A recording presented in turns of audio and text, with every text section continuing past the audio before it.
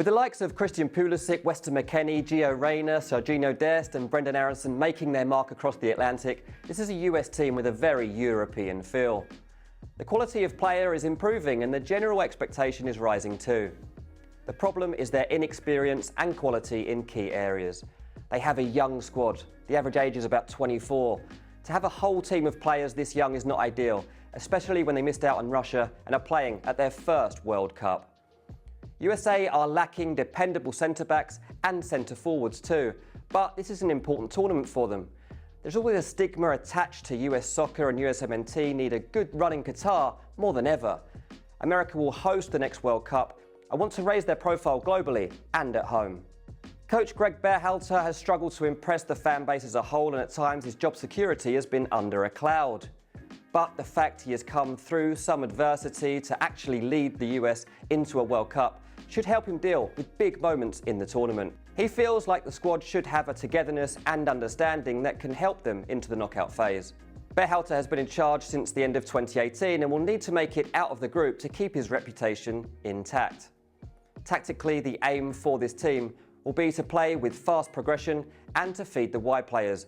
We can expect a 4-3-3 formation, and there'll be pressure on the likes of Pulisic, Reyna and Aaronson to produce magical moments in the final third.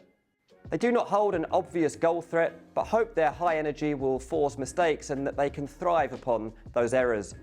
There'll be plenty of attention on getting the most out of midfielders like Tyler Adams, Yunus Musa and McKennie, who form the strongest unit of the side when all three are available. Christian Pulisic is the poster boy of USMNT and he needs to be in form. It's not straightforward given the fact he plays a bit part role at Chelsea, but the 24-year-old shoulders so much responsibility in this team. It feels like he's been around this setup for a long time given the hype around him at a young age. He's got 21 goals from 52 international appearances. Pulisic will play off the left and is integral to any success this team has. The pressure in terms of goals is likely to fall to Jesus Ferreira, a Colombian-born frontman who has 7 goals from 15 games. It's been difficult for Berhalter to find a reliable number 9 heading into this tournament. Ferreira plays for FC Dallas and scored 18 times in MLS last season. He's not yet great, but he is very good, and at 21 years old he might have a rawness that helps him shine here. This is a team that really struggles with consistency, but they qualified automatically, finishing third in their CONCACAF group, just ahead of Costa Rica.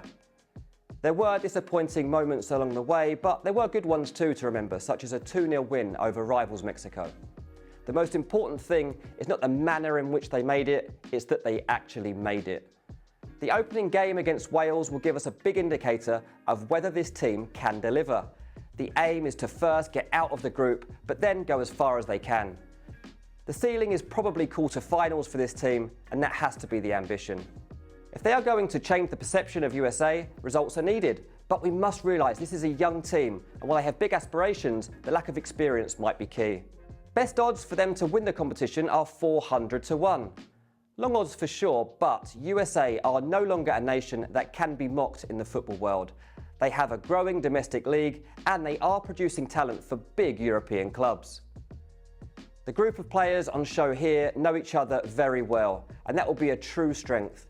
The unity must help them through some tough games, and then the star names must deliver moments that make the difference. This is a big tournament for USMNT, and they are capable of causing problems for Wales, Iran and even England in the early stages.